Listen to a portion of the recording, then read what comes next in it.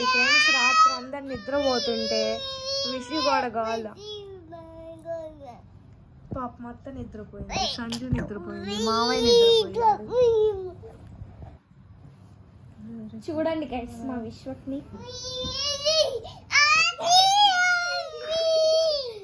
అర్ధరాత్రి 11:30 టైం. మరి రే బాబు మేము ఎప్పుడు పనుకోవాలి?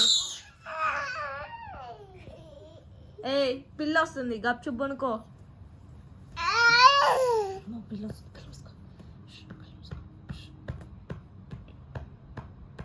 కలుమే కలుమే కలుమే.